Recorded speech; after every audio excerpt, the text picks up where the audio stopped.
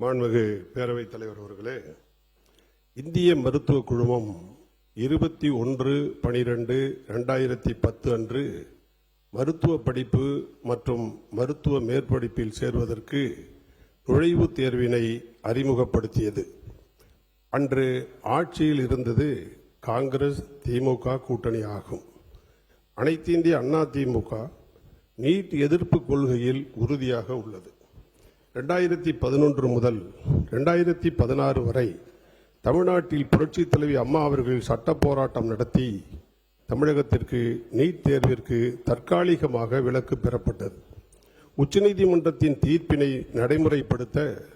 நடைமுறைப்படுத்த வேண்டிய கட்டாயத்தில் நீட் தேர்வு தமிழ்நாட்டில் அனுமதிக்கப்பட்டது.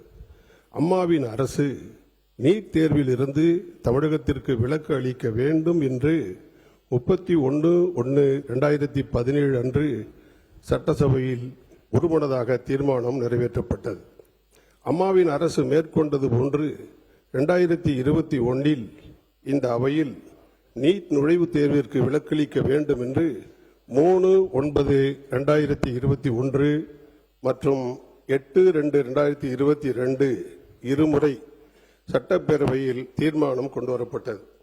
அனைத்து இந்திய அண்ணா திராவிட முன்னேற்ற கழகம் நீட் எதிர்ப்பு கொள்கையில் உறுதியாக இருந்து வருகிறது.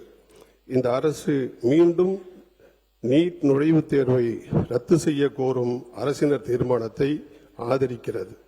நீட் தேர்வுக்கு ஒரே இடைக்கால தீர்வாக இந்த நீட் தேர்வால் ஏற்படக்கூடிய பிரச்சனைக்கு பரிகாரம் வேண்டும் என்று ஆசிரியர்களோ மாணவர்களோ பெற்றோர்களோ அரசியல் தலைவர்களோ எவரும் எந்த கோரிக்கையும் வைக்காத நேரத்தில் எங்கள் பொதுச் செயலாளர் புரட்சித் தமிழர் எடப்பாடியார் அவர்கள் அரசு பள்ளி மாணவர்களுக்கு 7.5% இடஒதுக்கீடு கொண்டு வந்து ஏழை குடும்பத்து பிள்ளைகளின் மருத்துவ கனவை நிறைவேற்றும் வகையில் இன்றைக்கு ஆண்டுக்கு 544 பேர் மருத்துவக் கல்லூரியில் அடியெடுத்து வைக்கிறார்கள். இத்தேர்வில் அரசு வழங்குகிற விலையில்லா அரிசியை பெற்று வாழ்ந்து வரும் குடும்பத்து பிள்ளைகள் கூட மருத்துவ கட்டணத்திற்கு என்ன செய்வார்கள்?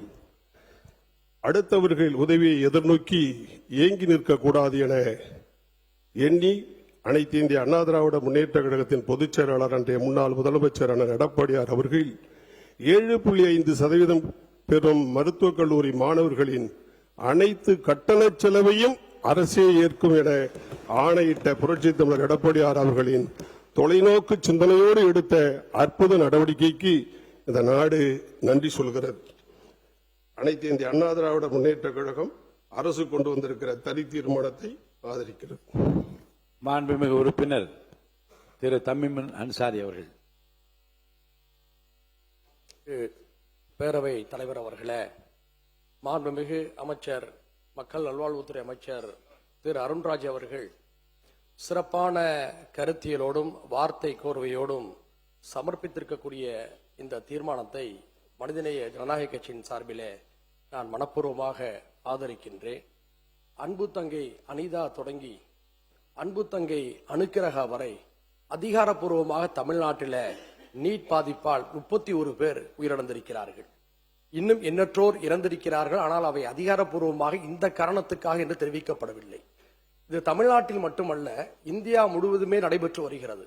ஆனால் இந்த அநீதிக்கு எதிராக சமூக நீதியின் தாயகமான தமிழ்நாட்டில்தான் முதல் போர் குரல் எழும்பியது. அந்த போர் குரல் தான் இந்த இந்தியா முழுக்க எதிரொலித்துக் கொண்டிருக்கிறது.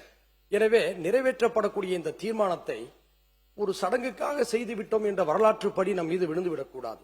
என்னுடைய யோசனை, மாண்புமிகு முதல்வர் அவர்களுக்கு என்னுடைய யோசனை, இந்த தீர்மானத்தை நிறைவேற்றிவிட்டு இந்தியாவிலே பாஜக ஆளாத இதர மாநிலங்களிலே எதிர்க்கட்சிகள் எங்கெல்லாம் ஆட்சியில் இருக்கிறதோ அந்த ஆட்சியில் இருக்கக்கூடிய முதல்வர்களுக்கும் அனுப்பி இதே போன்ற ஒரு தீர்மானத்தை உங்கள் மாநிலங்களில் இருக்கக்கூடிய சட்டமன்றங்களிலும் நிறைவேற்றுங்கள் என்று வற்புறுத்த வேண்டும். ஏனென்று சொன்னால் தமிழ்நாட்டிலிருந்து மட்டும் எழக்கூடிய ஒரு குரல் மட்டுமே இதை மாற்றி அமைத்து விடாது என்ற யதார்த்தத்தை புரிந்து கொள்ள வேண்டும். நாடு முழுக்க இந்த கருத்தியலை வலிமைப்படுத்த வேண்டும். அந்த கருத்தியலை வலிமைப்படுத்துவதன் மூலமாகத்தான் நாடெங்கிலும் இந்த குரலை செம்மைப்படுத்தி இந்த தீர்மானத்துடைய வெற்றியை நாம் பெற முடியும் என்ற யோசனை நான் முன்வைக்கின்றேன். அது மட்டுமல்லாமல் நேற்றைய தினம் நான் வைத்த இந்த கோரிக்கை இன்றைய தினமே நீங்கள் ஏற்று ஒரு தீர்மானத்தை கொண்டு வந்திருக்கிறீர்கள். என்னுடைய நன்றியும் தெரிவித்துக் கொள்கிறேன். தற்போது இந்த தீர்மானத்தை வலியுறுத்தி 4 பேர் பட்டினி போர் நடத்தி கொண்டிருக்கிறார்கள்.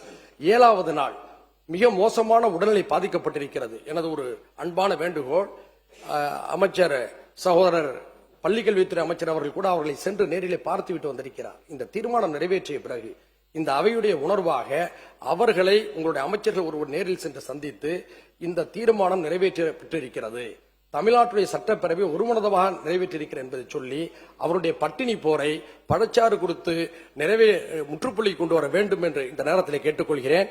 சிலர் இந்த நீட்டை ஆதரிக்கிறார்கள். அவர் சொல்லக்கூடிய பசப்பான காரணங்கள் என்பதை பெரியார் பாதையில் சென்று நாம் புரிந்து கொள்ள வேண்டும். அதாவது ஒரு எக்ஸ்பிரஸ் ரயிலில 3ஆம் கட்டணத்திலே பயணிக்கக்கூடியவர்கள் ஏசி கோச்சிலே பயணிக்கக்கூடிய ஒரு வாய்ப்பு கிடைக்கிறது என்பது போல ஒரு தோற்றப்பாடை உருவாக்குகிறார்கள். இந்த தந்திரத்தை நாம் புரிந்து கொள்ள வேண்டும். 3ஆம் வகுப்பில் பயணிக்கக்கூடியவர்களுக்கு ஏசி பெட்டியிலே இடம் கிடைக்கிறது என்பது முக்கியமல்ல, அந்த ரயில் செல்லக்கூடிய தண்டவாளமே ஆபத்தானதாக இருக்கிறது என்பதுதான் நம்முடைய குரல் கருத்து என்பதை நாம் புரிய வைக்க வேண்டும்.